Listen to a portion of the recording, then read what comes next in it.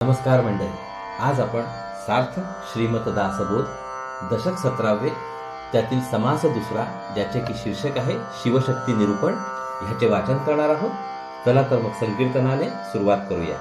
जय जय राम कृष्ण हरी, जय जय राम कृष्ण हरी, जय जय राम कृष्ण जय जय राम कृष्ण हरी, जय जय राम कृष्ण जय जय राम कृष्ण हरी, जय जय राम कृष्ण जय जय राम कृष्ण हरी, जय जय राम कृष्ण जय जय राम कृष्ण हरी, जय जय राम कृष्ण जय जय राम कृष्ण हरी, जय जय राम कृष्ण जय जय राम कृष्ण हरी, जय जय राम कृष्ण जय जय राम कृष्ण हरी, जय जय राम कृष्ण जय जय राम कृष्ण हरी, जय जय राम कृष्ण हरी, जय जय राम कृष्ण हरी. जय योगेश्वर श्री कृष्ण की जय हो. जय श्री राम, जय श्री राम, जय श्री राम, जय जय रघुवीर समर्थ. चला तर मग सुरुवात करूया. सार्थ श्रीमत दासबोध दशक 17वे समास दुसरा, शिवशक्ती निरूपण. मूळ परब्रह्म शाश्वत आहे, निर्विकार, संत, निर्मळ व निश्चळ आहे. तेथे दुसरेपणाचा मागमूस नसल्याने ज्ञान व अज्ञान, स्मरण व विस्मरण, अंधार व उजेड या सर्व गोष्टींना परब्रह्मामध्ये स्थान नसते. अशा कोऱ्या निश्चळ ब्रह्मस्वरूपात स्मरण स्फुरले त्यास चैतन्य म्हणतात. गुणसाम्य असलेले निर्गुणातील सगुण ते हेच होय. अर्धनारी नटेश्वर, षडगुणेश्वर, आदिशक्ती, शिवशक्ती ही सर्व त्यांचीच नावे आहेत. मूळ तत्वात किंवा बीजात जे असते तेच पुढे वाढ झाल्यावर आढळते. नरनारी भेद मुळात आहे म्हणून तो पुढे प्रगट होतो. स्थूलाचे मूळ वासना आहे, पण वासना दिसत नाही, ती गूढपणे राहते. म्हणून दृश्य विश्वात सर्व ठिकाणी गूढपणा असतो. मुळात वासना अभेद असली तरी सृष्टीच्या क्रमामध्ये ती स्त्री पुरुष भेदाने आढळते. तिच्या बंधनाने माणसे एकमेकात गुंतून राहतात. ही ईश्वराची करणी होय. चला तर मग आता ओवी वाचनाला सुरुवात करूया. सार्थ श्रीमद दासबोध दशक 17वे समास दुसरा, शिवशक्ती निरूपण. श्रीराम, जय जय रघुवीर समर्थ. शुद्ध ब्रह्मस्वरूप अत्यंत भेदरहित व निश्चल आहे. त्याच्या ठिकाणी संकल्प स्फुरतो. तो शिवशक्तिरूप असून त्याच्यामध्ये असणाऱ्या गुप्त गोष्टी पुढे प्रगट होतात. ब्रह्म निर्मळ निश्चळ, जैसे गगन अंतराळ, निराकार केवळ निर्विकारी. ज्याप्रमाणे अवकाशरूपी आकाश निर्मळ व निश्चळ आहे, तसेच ब्रह्म देखील आहे. निराकार असून ते अगदी निर्विकार आहे. अंतची नाही ते अनंत, शाश्वत आणि सदोदित, असंत नव्हे ते संत सर्व काळ. शाश्वत आणि सदैव विलसणारे ब्रह्म अंत नसल्याने अनंत आहे, कधीही नाही असे होत नसल्याने ते सर्व काळ असतेच असते. परब्रह्म ते अविनाश, जैसे आकाश अवकाश, न तुटे न फुटे सावकाश, जैसे तैसे. अवकाशमय आकाश अविनाशी जसे असते तसेच ब्रह्म अविनाशी आहे. ते तुटत नाही किंवा फुटत नाही, ते जसेच्या तसे अगदी शांत असते. तेथे ज्ञान ना अज्ञान, तेथे स्मरण ना विस्मरण, तेथे अखंड निर्गुण निरावलंबी. ब्रह्माच्या ठिकाणी जसे अज्ञान नाही तसे ज्ञान पण नाही, जसे विस्मरण नाही तसे स्मरण पण नाही. ते अखंड निर्गुण आणि संपूर्ण निरावलंबी आहे. तेथे चंद्र सूर्य ना पावक, नव्हे काळोखे ना प्रकाशक, उपाधी वेगळे एक, निरोपाधी ब्रह्म. तेथे विश्वाचा मागमूस नसल्याने चंद्र, सूर्य आणि अग्नी यांचे अस्तित्व नाही. अंधार व उजेड करणारे काही नाही.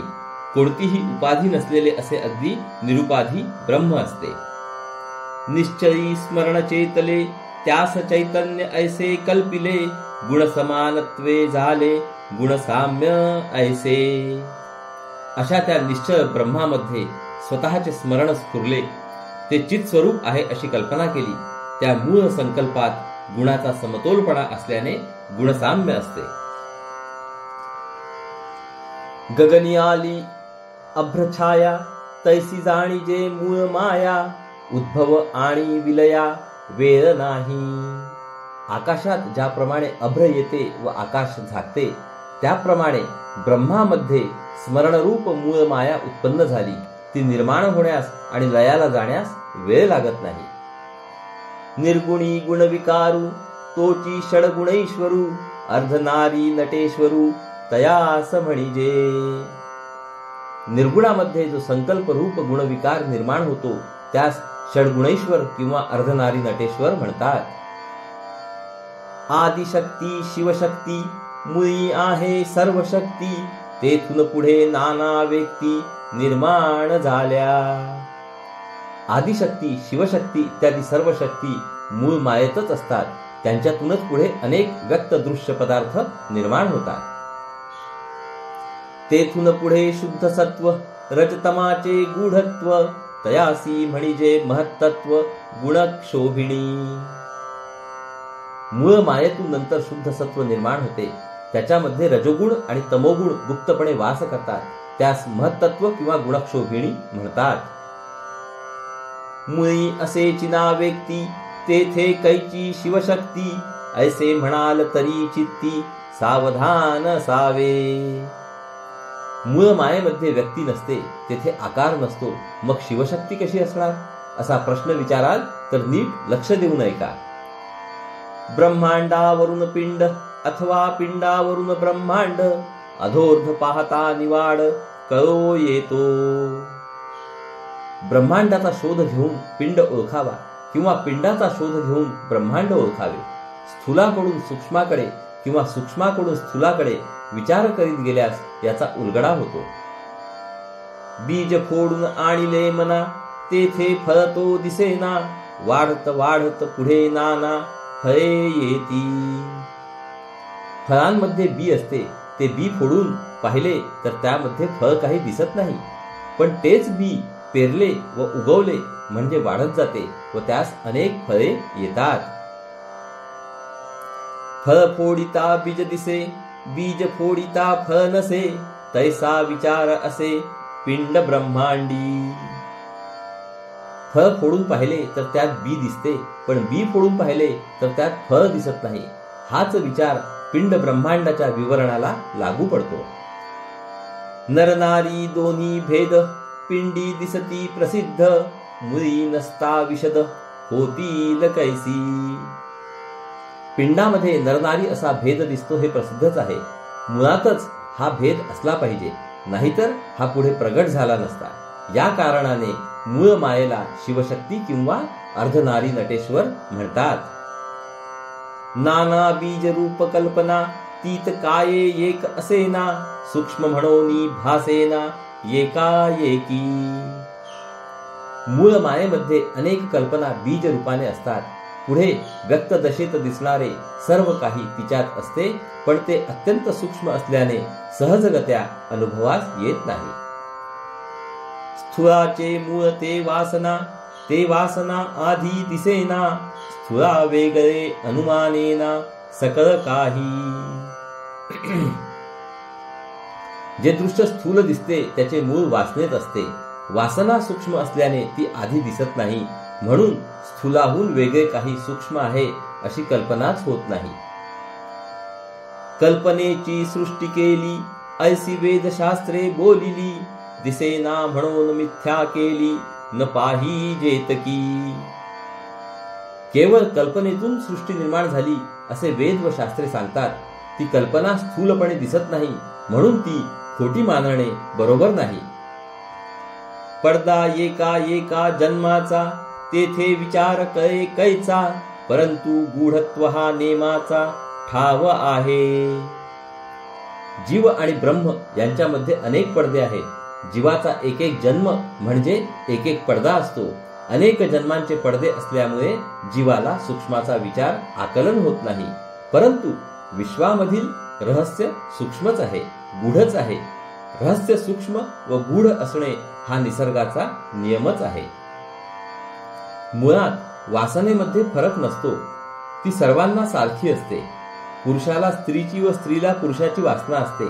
दोघे एकमेकात गुंतून असतात, म्हणून जीवन नीट चालते पण या सर्वांचे मूळ शिवशक्तीपर्यंत पोचते. नाना पुरुषांचे जीव, नाना स्त्रियांचे जीव, एकची परी देह स्वभाव वेगळाले. जगात इतके पुरुष आणि इतक्या स्त्रिया आहेत. प्रत्येकाचा देह स्वभाव निराळा असतो, परंतु सर्वांचा जीव मात्र एकच असतो.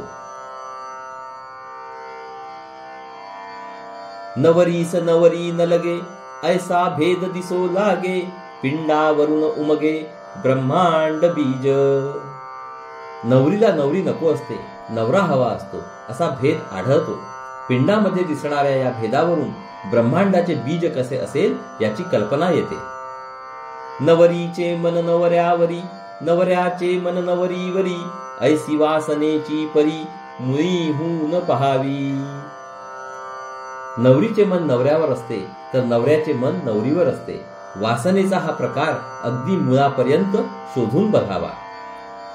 वासना मुळींची अभेद, देह संबंधे झाला भेद, तुटता देहाचा संबंध भेद गेला. वास्तविक मूळ वासनेमध्ये स्त्री पुरुष भेद नाही, केवळ देह संबंधाने आपल्याला भेद दिसतो. देहाचा संबंध सुटला की भेद नाहीसा होतो. नरनारीचे बीज कारण, शिवशक्तीमध्ये जाण, देह धरिता प्रमाण कळो आले. स्त्री व पुरुष या भेदाचे मूळ कारण शिवशक्तीमध्ये आहे. देह आकाराला आला की त्यावरून हे कळते. नाना प्रीतीच्या वासना, एकाचे एकास कळेना, तीक्ष्ण दृष्टीने अनुमाना काहीसे येते. प्रेमाच्या वासनेचे अनेक प्रकार आहेत. एक प्रकार दुसऱ्यासारखा नसतो. सूक्ष्म दृष्टीने पाहिले तर हे थोडे ध्यानात येते. बाळकास वाढवी जननी, हे तो नव्हे पुरुषाचेनी, उपाधी वाढे जयेचेनी ते हे वनिता. आई मुलाला वाढवते, हे पुरुषाच्याने होणार नाही, स्त्रीच्या योगाने उपाधी वाढत असते. वीट नाही, कंटाळा नाही, आलस्य नाही, त्रास नाही, इतुकी माया कोठेंची नाही, माते वेगळी. खरोखर आईला वीट नाही, आळस नाही आणि त्रास वाटत नाही. आईखेरीज इतकी माया कुठेच आढळत नाही. नाना उपाधी वाढवू जाणे, नाना मायेने गोवू जाणे, नाना प्रीती लावू जाणे, नाना प्रपंचाची. मानवी जीवनात स्त्री अनेक उपाधी वाढवते, प्रेमाने गुंतवून ठेवते आणि अनेक प्रकारे प्रपंचाचे प्रेम लावते. पुरुषास स्त्रीचा विश्वास, स्त्रीस पुरुषाचा संतोष, परस्परे वासनेस बांधून टाकिले. पुरुषाला स्त्रीचा विश्वास असतो, स्त्रीला पुरुषाचा संतोष असतो. अशा रीतीने वासना एकमेकास एके ठिकाणी बांधून ठेवते. ईश्वरे मोठे सूत्र केले, मनुष्य मात्र गुंतून राहिले, लोभाचे गुंडाळे केले उगवे नायसे. ईश्वराने ही एक मोठी युक्ती केली आहे. तिने सारी माणसे परस्परात गुंतून राहिली आहेत. त्याने लोभाचे असे गुंडाळे करून ठेवले आहे की ते उकलत नाही. ऐसी परस्परे आवडी, स्त्री पुरुषांची महागोडी, हे मुळीहून चालिली रोकडी विवेके पहावी. स्त्री पुरुषांमध्ये परस्परात अशी आवड असते, त्यांना एकमेकांची मोठीच गोडी वाटते. हे परस्परांबद्दलचे आकर्षण अगदी मुळापासून चालत आलेले आहे असे स्पष्टपणे दिसते. सूक्ष्म विवेकाने ते पहावे. मुळी सूक्ष्म निर्माण झाले, पुढे स्पष्ट दिसून आले, उत्पत्तीचे कार्य चाले उभयतांकरिता. अगदी मुळात स्त्री पुरुष भेद अत्यंत सूक्ष्मपणे निर्माण होतो, नंतर तो स्पष्टपणे दिसू लागतो. स्त्री पुरुषांच्या जोडीने उत्पत्तीचे कार्य चालते. मुळी शिवशक्ती खरे, पुढे झाली वधूवरे, 84 लक्ष विस्तारे विस्तारली जे. आरंभी मुळात शिवशक्ती ही खरी, तीच पुढे नवरा बायको झाली. त्यांच्यापासून 84 लक्ष योनींचा विस्तार घडला. येथे शिवशक्तीचे रूप केले, श्रोती मनास पाहिजे आणिले, विवरल लिया विण बोलिले ते व्यर्थ जाणावे. या समासात शिवशक्तीचे स्वरूप वर्णन केले. श्रोत्यांनी ते समजून घ्यावे. नीट विवरण केल्या वाचून बोलू नये, कारण नाहीतर बोलणे व्यर्थ असते. इति श्री दासबोधे गुरुशिष्य संवादे शिवशक्ती निरूपण नाम समास दुसरा. तर श्रोतेहो, अशा रीतीने आपले या ठिकाणी सार्थ श्रीमद दासबोध मधील दशक 17व्यातील समास दुसऱ्याचे वाचन पूर्ण झाले आहे. हरिओम तत्सत, हरिओम तत्सत, हरिओम तत्सत. हरे कृष्ण कृष्ण कृष्ण हरे हरे, हरे राम राम राम हरे हरे, हरे कृष्ण कृष्ण कृष्ण हरे हरे, हरे राम राम राम हरे हरे, हरे कृष्ण कृष्ण कृष्ण हरे हरे, हरे राम राम राम हरे हरे, हरे कृष्ण कृष्ण कृष्ण हरे हरे, हरे राम राम राम हरे हरे, हरे कृष्ण कृष्ण कृष्ण हरे हरे, हरे राम राम राम हरे हरे, हरे कृष्ण कृष्ण कृष्ण हरे हरे, हरे राम राम राम हरे हरे, हरे कृष्ण कृष्ण कृष्ण हरे हरे, हरे राम राम राम हरे हरे, हरे कृष्ण कृष्ण कृष्ण हरे हरे, हरे राम राम राम हरे हरे, हरे कृष्ण कृष्ण कृष्ण हरे हरे, हरे राम राम राम हरे हरे. जय योगेश्वर श्री कृष्ण की जय हो. जय श्रीराम, जय श्रीराम, जय श्रीराम. जय जय रघुवीर समर्थ. चला तर मंडळी, पुढील भागात परत भेटूया. नमस्कार. हरिओम हरिओम हरिओम.